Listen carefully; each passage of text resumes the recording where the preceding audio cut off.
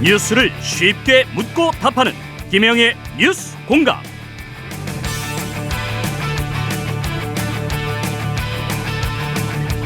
폭염대책과 운영미숙으로 파행을 빚은 잼버리 대회. 엎친 데 덮친 격으로 지금 태풍까지 방향을 틀면서 한반도를 관통하는 바람에 스카우트 대원들이 새만금을 벗어나서 수도권 등지로 이동한 상황입니다. 9조 원의 경제 효과가 예상된다던 세계 잼버리, 지금 부실한 준비와 운영으로 국가 이미지 실추를 걱정해야 되는 상황입니다. 경제 허준 코너에서 박시동 경제평론가와 짚어보겠습니다. 어서 오십시오. 네, 안녕하세요. 박시동입니다. 네, 이 코너에서 잼버리 얘기까지 하게 될 줄은 몰랐는데요. 온 나라가 지금 잼버리 때문에 떠들썩하네요. 예, 잼버리 파행으로 지금 국격 추락 걱정하시는 분들 많고요. 이 대원들한테 미안한 감정 표현하시는 분들도 많습니다. 네. 뭐 BTS 차출 논란까지 불거지기도 했는데 저희는 뭐 경제 코너니까 경제적 얘기 좀 집중적으로 해보겠습니다. 잼버리 유치 당시에 9조에서 10조 정도의 이제 경제적 효과가 있을 거라고 홍보했는데 요거 근거가 있는 겁니까? 일단은 뭐 제가 하나씩 좀 차분하게 분석을 해드리면요, 경제 효과가 그렇게 날 것이다라고 일단 뻥튀기 홍보를 하긴 했었어요. 그래서 근거가 있나 제가 이번에 차분하게 연구 보고서라든지 관련 자료들을 쭉 봤는데, 일단은 전제부터가 잘못됐다는 걸 제가 발견을 했어요. 네. 경제성 분석을 한 보고서를 봤더니 이렇게 시작합니다. 이 잼버리 대회가 평창 올림픽 대회와 유사한 큰 규모의 대회가 될 것으로 예상됨. 그러니까 아예 뻥을 심하게 뻥튀기를 하려고 시작부터 올림픽과 같은 올림픽 급으로? 수준의 행사다라고 시작하고 경제성 분석을 시작합니다. 그러니까 시작부터 어이가 없더라고요. 근데 이제 구체적으로 보면 이제 들으시는 분들께서 코웃음을 치시겠지만 제가 한번 요약을 해볼게요. 네. 어떻게 하면 9조 10조가 되나 봤더니 새만금 잼버리를 준비하기 위해서 SOC 등 기반 시설을 조기에 구축하게 됨에 따라 발생하는 경제적 파급 효과가 6조 4,656억 원이고요. 그에 따른 부가가치가 2조 855억 원, 그리고 그 기간, 이번에 여행하는 기간 동안 발생하는 경제적 파급 효과가 1,198억 원의 생산, 그 다음에 406억 원의 부가가치. 그리고 이제 대회가 끝난 다음에 여기 청소년들이 각국으로 돌아갈 거 아닙니까? 네. 돌아가면서 우리나라 브랜드 재고가 1,595억 원 브랜드 재고 효과가 날 것이다. 그리고 잼버리 종료 이후에 우리나라 캠핑 산업의 수출 증가 및 내수 시장 확대로 약 3,816억 원의 생산 유발 효과가 있을 것이다. 그리고 이제 그 새만금 잼버리 그 부지에 글로벌 리더 센터를 만든다. 그래서 거길 청소년들이 앞으로 많이 방문하게 될 건데 연간 12,000명 이상의 방문객이 찾아온다. 그로 인한 관광 효과 또 얼마 이렇게 해서 합쳐 보니까 9조 10조가 된다. 이런 식의 내용을 가지고 이제 그동안 이게 10조짜리 경제 유발 효과가 있다, 이렇게 홍보를 해왔던 거더라고요. 지금 말씀 들으면서 얼굴이 좀 나쁘끄러워지는 대목들이 있었거든요. 코웃음 치셨을 것 같아요. 지금 실제 상황은 어떻게 보이시는지 진단해 주신다면요. 예, 이거 뭐 제가 경제적으로 분석할 필요도 없잖아요. 전 국민 여러분들께서 그냥 바로 상식적으로 판단이 되실 것 같아요.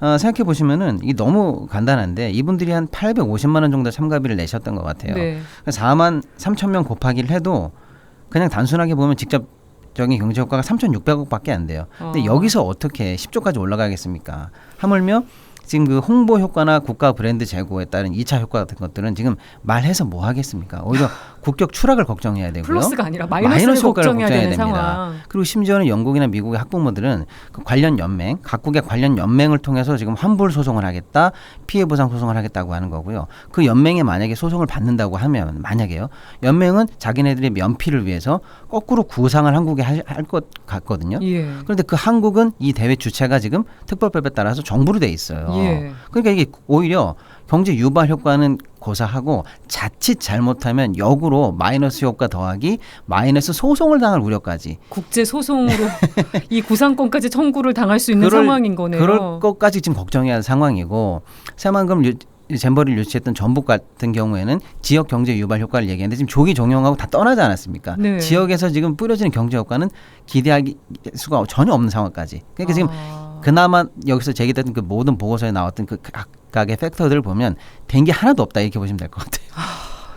진짜 헛웃음이 나오는 상황인데 어떻게 이렇게 뻥튀기 홍보가 가능했을까요? 제가 보니까요, 이런 식이었던 것 같아요. 약간 그 조삼모사식이라고 할까요? 예를 들어서 그 4만 3천 명의 교통 편의를 높인다는 이유로 새만금 그쪽 관련한 곳에 남북 도로가 완공이 됐나 봐요. 네. 근데 이런 것들까지도 다 이 잼버리 경제 효과로 포함을 시켰어요. 그러니까 이거는 잼버리가 아니어도 새만금 개발 사업에 원래 하기로 돼 있는 도로입니다. 그러니까 이거를 조기 착용하는 효과를 여기다가 그냥 경제 효과를 갖다 붙인다든지 이런 조삼모사식 효과가 홍보 효과가 많고요. 예. 특히 이제 이런 것들이 왜 가능했나 보니까 예를 들면 이렇게 보시면 될 것 같아요. 아예 SOC 사업이 안 될 건데 요거 잼버리를 통해서 SOC를 만들어냈을 경우가 있고요. 또는 굉장히 늦거나 아직 시기적으로 멀어 있는 먼 SOC 사업인데 이참에 완공을 빨리 한 것도 여기 경제 효과로 넣는 조삼모사식 경제 효과를 여기다가 다 홍보 효과로 밀어 넣는 효과가 그래서 효과를 뻥튀기한 것 같은데 네. 그 청소년 야영 행사를 명분 삼아서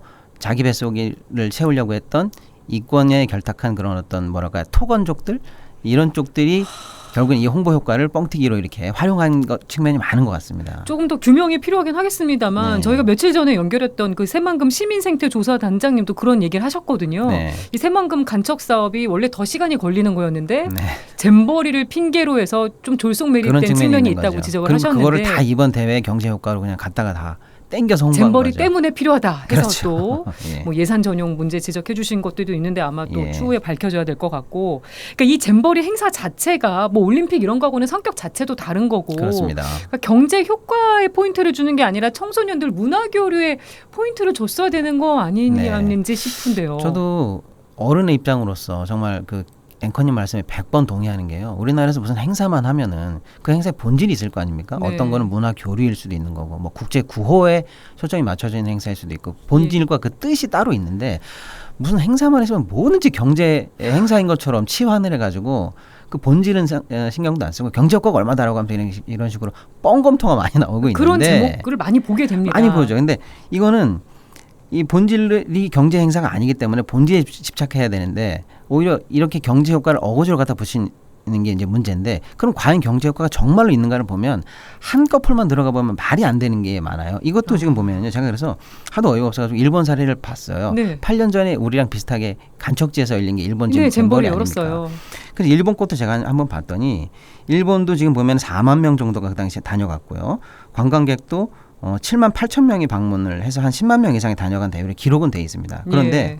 그 경제적 효과가 어땠냐라고 봤더니 경제적 효과에 대한 기록은 별로 남아있지 않고요. 심지어는 그 근처에 특산물 판매장이랑 생필품 공급 업체만 북적여가지고 우리나라 돈으로 깜짝 놀라실 거예요. 40억 상당의 판매 효과 정도만 지금 기록이 돼 있습니다. 40억이요? 근데 지금 우리 10조를 얘기하고 있는데 네. 8년 전 일본 대회는 이 정도밖에 기록이 남아있질 않아요. 그리고 심지어는 일본에서는 이런 자조적인 목소리도 있었다는 거예요.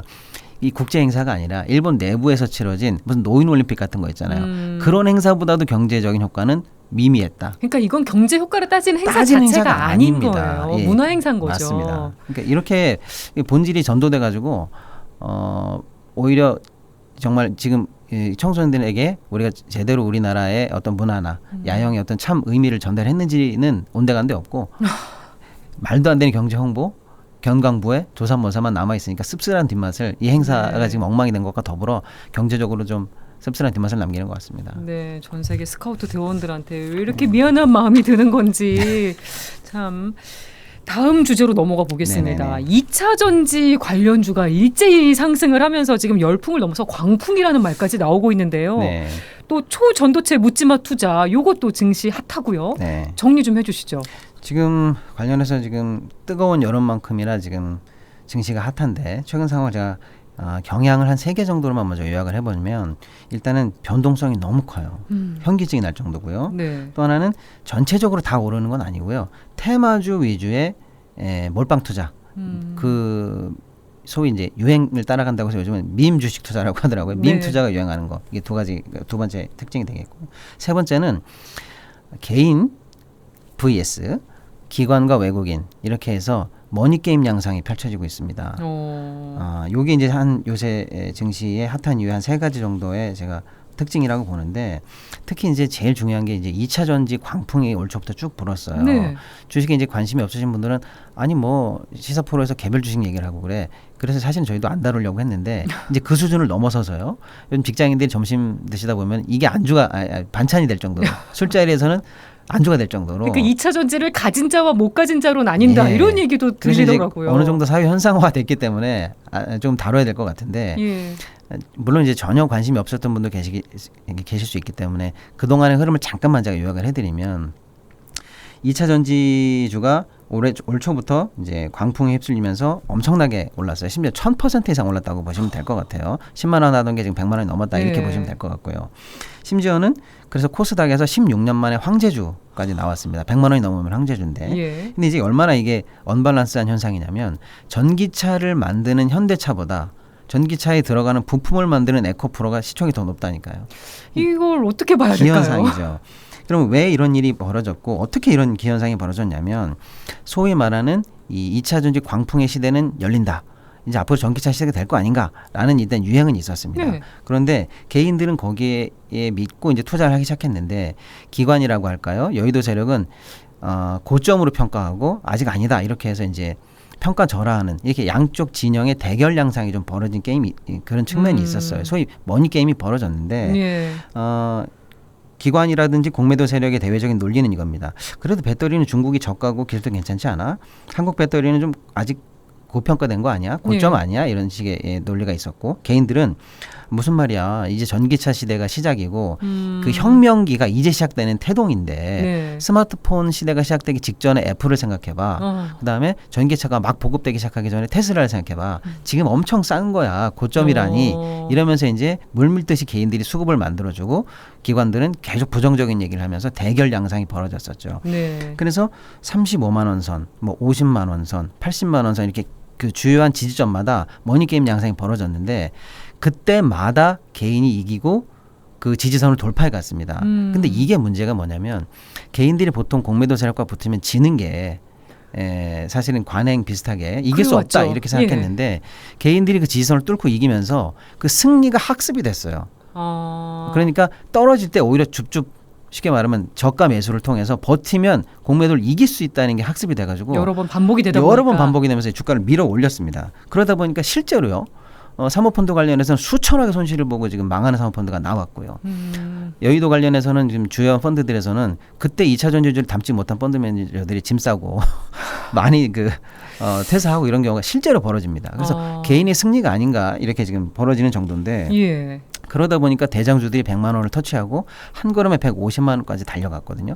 근데 여기서부터 이제 150만 원 선에서 약간 그 지지선에 이제 한계를 부딪히면서 여기서 다시 한번 이제 공방이 벌어지는데 어떤 날은 150만 원을 터치했다가 또 한 이틀 지나고 나니까 90만 원까지 내려갔다가 하면서 120만 원을 가운데 놓고 보면은 상하방으로 하면 60만 원 정도의 하루에 변동성이 생깁니다. 엄청난 변동성이죠. 현기증이 날 정도입니다. 지금 이렇게 롤러코스터 장세를 펼치면서 공방을 계속 벌이고 있는 게 현재 상황인데 이것만 해도 머리가 아파 죽겠는데 초전도체 이제 테마가 다시 한번 이런 어떤 그 유행 테마주 투자의 유행에 이제 기름을 부었죠. 초전도체 투자가 그러니까 우리나라 업체가 LK99라는 상온 초전도체를 개발했다라는 식으로 지금 확인되지 않은 뉴스가 이제 시장을 강타하면서 그러면 여기도 앞으로 붐으로 뜰 거 아닌가 해서 그쪽으로 수급이 완전히 또 몰리면서 유행을 했어요. 그래서 한 4일, 5일에 걸쳐서 계속 상한가를 치고 심지어 288%까지 올라간 주식도 있습니다.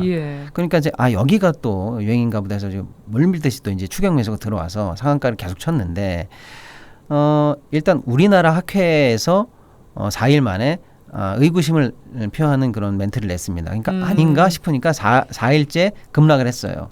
그런데 이때 급락할 때 심지어는 이 관련 업체들이 공시를 내기도 합니다. 저희는 초전도체 업체가 아닙니다. 기술도 없고요. 아직 협의하고 있지도 않습니다. 이런 공시까지 냈는데도 불구하고 묻지마 투자로 그 회사가 주식이 오를 정도까지 되니까 이거는 뭐 광풍 수준으로 몰려간다고 봤어야 됐는데 그러다 보니까 3일 연속 3거래일 연속 상한가를 치기도 했다가 8월 4일 금요일이거든요. 이때는 또 급락을 했다가 거래 정지도 당했다가 너무 과열되니까 다시 8월 7일 됐는데 다시 또 급락을 했다가 난리네요. 또 다시 8월 8일이니까 어제죠. 어제는 또 미국 연구단체에서 연구기관에서 이런 멘트를 칩니다. 게임은 끝났다. 슬프지만 한국에서 얘기한 그 기술에 대해서 더 이상은 초전도체가 아니다. 상온에서는 물론 저온에서조차 초전도성이 발견되지 않았다라는 소식이 전해지면서 어제는 또 급락을 해요.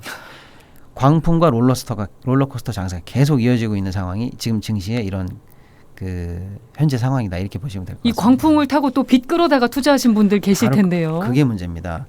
이게 사실 자기 개인이 투자를 해서 나는 뭐 확신해 이렇게 해서 투자를 했고 안 되면 할 수 없지 이런 투자만 해도 사실은 문제인데 더 큰 문제는 B2거든요. 지금 제가 얼마나 이게 광풍이 심한가 봤어요. 그랬더니 지난달 들어서 일평균 거래 금액이요 29조인데 이게 6월 달만 해도 19조였습니다. 네. 41%나 지금 물밀듯이 거래량이 폭증하고 있고요.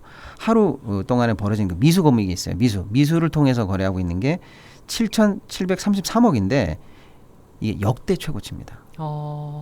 역대 최고치요. 그리고 이제 주식을 사기 위해서 한 달에서 세 달 정도 자금을 빌리는 것, 이른바 B2. 예. 신용은 지금 현재 20조를 돌파했는데요. 올 초에 16조였어요.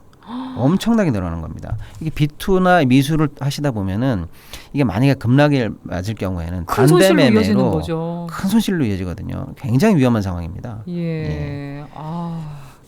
오늘은 손실에 대한 얘기를 계속 하게 되는데 이런 과열 왜 계속 발생하는 겁니까? 일단은 제가 경고를 좀 한번 꼭 드리고 싶은 게, 야, 2차 전지가 떨어질 리가 있겠어? 뭐 초전도체가 붐이면은 우리도 지금 늦게라도 타야 되는 거 아니야? 네. 이러시면서 일단 그 리스크에 대해서 고민 없이 투자하시는 분들이 많은데 멀리 볼 필요도 없이요. 우리나라 증시의 과거 사례를 보면요, 이 테마주가 얼마나 위험한지 우리가 사례가 있어요, 생생하게. 아마 많은 분들이 기억하실 것 같아요. 그 새로운 기술, 그 드라마 뭐죠? 재벌집 아들에도 나왔던 네. 새로운 기술이요. 세계 최초로 무료 인터넷 전화를 한다고 해서 무려 150배가 뛴 역사가 있습니다. 그런데 지금 현재 상황이 어떻게 됐는지 안 봐도 다 아실 거고요. 황우석 박사가 줄기세포주 관련해 가지고 또 테마주를 엄청 밀었던 그때 대단했던 기억이 또 나고요. 네. 또 그래핀이라고 신소재, 꿈의 신소재가 개발됐다고 그래서 또 난리가 난 적이 있습니다. 지금 다 어떻게 돼 있는지 보시면은요, 광풍에 휩쓸리는 거 순간이고요. 급락을 맞으면 끝도 없이 추락하는 역사가 바로 있습니다. 네. 이런 것들을 좀 투자자분들께서 이 테마주 투자의 위험성을 역사로 한번 꼭 기억해 주셨으면 좋겠고요. 네. 아니, 그렇게 얘기를 해도 그럼 왜 이렇게 자꾸 이런 과열이 생기는 건가라고 했을 때 요새 이런 현상을 이렇게 얘기하시더라고요. FOMO 줄여서 FOMO. 근데 Fear of Missing Out. 나만 놓친 거 아닌가라는 공포, 나만 이거 잡지 못해서 나만 벼락거지 되는 거 아닌가라는 공포심이 있는 것 같아요. 야, 누구는 뭐 투자해서 몇백 프로 이득을 봤대, 뭐 1억을 넣었는데 그게 100억이 됐대. 이런 게 계좌가 계속 오픈되고 있으니까 우리만 나만 투자 기회를 못 잡는 거 아닌가라는 두려움 때문인데, 사실 그렇지가 않은 게 장밋빛 미래만 보고 생각하시는데요. 네. 이렇게 보시면 될 것 같아요. 네. 빨리 마무리를 해주셔야겠습니다. 아무튼 이런 현상 때문에 나만 쳐지면 안 된다는 현상 때문에 이 투자 광풍에 몰리시는 것 같습니다. 네. 네. 경제 허준 코너 박시동 경제평론가와 함께했습니다. 오늘 말씀 고맙습니다. 네, 감사합니다.